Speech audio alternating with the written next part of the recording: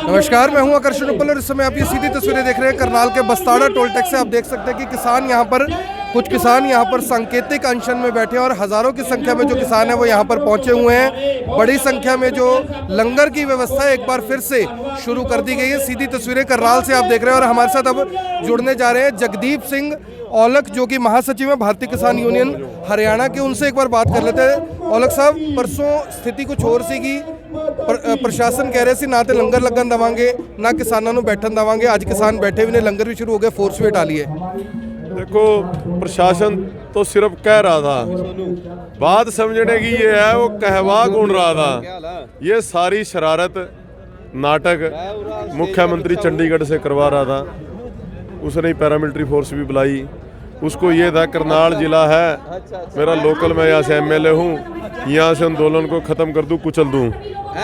पर एक चीज़ क्लियर है, ये करनाल सीएम सिटी नहीं है, ये किसान सिटी है। यहाँ पर सिर्फ किसानों की बात चलेगी और सिर्फ जो किसान अपने हकों के लिए मांगेंगे वो चीज़ लेके रहेंगे। ये बात क्लियर है। ये सारे षड्यंत्र के पीछे हमारा मुख्यमंत्री था, प्रशासन मजबूर था। बाकी प्रशासन से हमने 2 दिन बातचीत की बड़े खुले मन से। उन्होंने हमारी बातें भी मानी, संयम भी दिखाया, कुछ भी अप्रिय घटना नहीं हुई। और उसके बाद अगली बात यह, कल शाम को प्रशासन पे कोई प्रेशर था तो उन्होंने बोला भी हम रात को 8 बजे बताएंगे, पर हमने शाम को फैसला कर लिया था भाई हम सुबह यहाँ स्टेज लगाएंगे और धरना चलाएंगे, लंगर चलाएंगे, जो रोकना तो रोक लेना। 600 पुलिस के जो कर्मचारी हैं, पैरामिलिट्री फोर्सेस लगाना, जम्मू तक से जो पैरामिलिट्री फोर्सेस के जवान थे वो आए हुए थे। क्या लग रहा है आपको भी 600 पुलिस के जवान लगाने, ये सुरक्षा व्यवस्था थी या क्या था? क्योंकि अगर सुरक्षा व्यवस्था होती अभी भी वो यहीं होते। देखो, ये तो एक नाटक था। सिर्फ करनाल से शुरुआत करनी, इस आंदोलन को हम कुचल देंगे।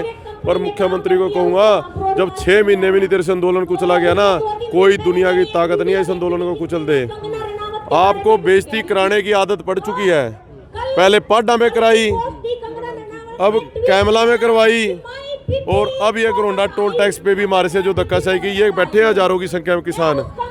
किसी तरीके की शरारतपूर्ण रवैया बिल्कुल बर्दाश्त नहीं करेंगे, सीधी चेतावनी है। कोई जो सिंगू बॉर्डर पे घटना हुई थी, एक संगठन का नाम आ रहा था कि उन्होंने हमला किया किसानों के ऊपर, कुछ लग रहा है भी ऐसा भी कुछ इनपुट आ रहे हैं जो हमारे तक भी बातें आती हैं कि इस तरह की भी कोई कोशिश की जा सकती है यहाँ पर भी?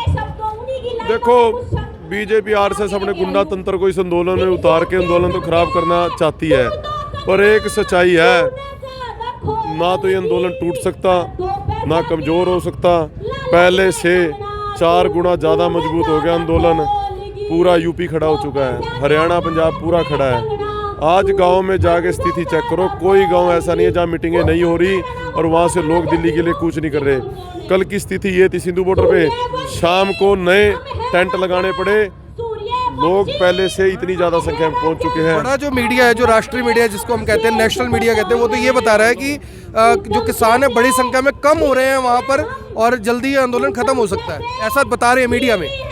देखो, गोदी मीडिया है ना जो, वो तो जिनसे अपना पैसा कमाता है, जिनके ये चैनल ही रिलायंस अंबानी और अडानी ग्रुपों के हैं। अंबानी के 27 चैनल है, तो उनका तो काम ही अपने आका को खुश करना है। उनसे हमें कोई उम्मीद नहीं है। पर गाजीपुर बॉर्डर पे कल सुबह की स्थिति ये थी, मेरी वहाँ का एक नेता है, लड़का उत्तराखंड से है, बाजवा साहब है, गुरसेवक है, उनसे बात हुई। वो बोले हरियाणा वालों को मना कर दो, अब गाजीपुर बॉर्डर ना आए, यहाँ तो बैठाने की जगह भी नहीं रही। ऐसी स्थिति थी कल 11 बजे। और टिकरी बॉर्डर पे, सिंधु बॉर्डर पे, मतलब मैं कह रहा हूँ, कल भी सिंधु बॉर्डर पे नए टेंट लगाने पड़े हैं। लोगों को बैठने के लिए जगह नहीं थी, रात सोने के लिए। गोदी मीडिया कुछ बोले, आंदोलन अब ज़्यादा लंबा टाइम नहीं है। अब तो ये आंदोलन कृषि कानूनों से ऊपर हमारी जिंदा रहने की लड़ाई, अपनी पहचान बचाने की लड़ाई बन चुका है। हम यहाँ तो जीतना पसंद करेंगे या लड़कर मरना पसंद करेंगे, इससे पहले नहीं आएंगे। ना हारने का तो मतलब ही नहीं, सीधी 2 ही बात है, या जीत के आएंगे या लड़के मर के आएंगे। ये मेरी क्यों, करोड़ों हमारे किसान भाइयों की ये सीधी अब एक ही बात है, अब इस आंदोलन को किसी भी हालत में हम हारेंगे नहीं, ये सीधी बात है हमारी सरकार। साहब, आप वकील भी हैं, किसान भी हैं, लगातार सारे आंदोलन में बने रहे। यहाँ पर लंगर बंद करवा दिया, लोगों के फ़ोन के इंटरनेट बंद करवा दिए, ये क्या पॉलिसी क्या हो सकती है? ये सर, सरकार जब भी अपनी दमनकारी नीतियों से किसी भी आंदोलन को ख़त्म करती है तो सबसे पहले सरकार के पास एक ही हथियार होता है कि उसका इंटरनेट बंद कर दिया जाए और उसके बाद जनता के ऊपर दमन किया जाए। जो हरकतें इन्होंने सिंधु बॉर्डर पे या गाजी बॉर्डर पे की, ये उसी का एक नमूना है। जब हमने कल इनको अल्टीमेट दे दिया था कि हम यहाँ पे धरना लगाएंगे, इनको पता होना चाहिए था कि नेट से लोग कनेक्टिविटी करते हैं, लेकिन इन्होंने हमारा आंदोलन ताकि सफल ना हो सके इसीलिए इन्होंने इंटरनेट बंद किया। बट आज का हजूम आप देख सकते हैं और बता सकते हैं कि हर गांव से लोगों ने इतनी भारी तादाद में यहाँ पहुँचे ना कि सरकार के पैर उखड़ चुके हैं और आंदोलन हमारा सफल होगा। इस बात की तो अब इस बात के बारे में तो सोचने की बात है बस, क्योंकि ये आंदोलन तो हम जीत चुके हैं। जीत नजदीक है, बिल्कुल डेफिनेटली जीत चुके हैं। ढोलक साहब, एक सवाल है मेरा, बड़ा इंपॉर्टेंट और गंभीर सवाल है, मैं चाहूँगा गंभीरता से जवाब मिले। आज आपके भी किसान अनशन पर बैठे हैं, ऐसा अनशन तो बीजेपी के नेताओं ने भी किया था, देखो क्षेत्र की वीडियो भी सामने आई थी कुछ। जो इन्होंने अनशन किया है ना, ये सिर्फ एक दिखावा करने के लिए और ये नाटक करते हैं। ये किसान है, हमारे जो अनशन पे भी किसान बैठते हैं, 7 से 8 किसान बैठते हैं, इनकी ना एक महीने की वेटिंग लिस्ट रहती है। मतलब हम स्टेज पे जगह कम होती है तो सारे इस चीज़ के लिए तैयार होते हैं भी हम भी अनशन पे बैठेंगे। ये अपना आंदोलन सच का आंदोलन लड़ रहे हैं। हम क्यों मजबूत हैं और क्यों हमारा आंदोलन आज तक नहीं टूटा? हमारी सच की लड़ाई है, इनकी झूठ की लड़ाई है। ये सबसे बड़ा डिफरेंस है।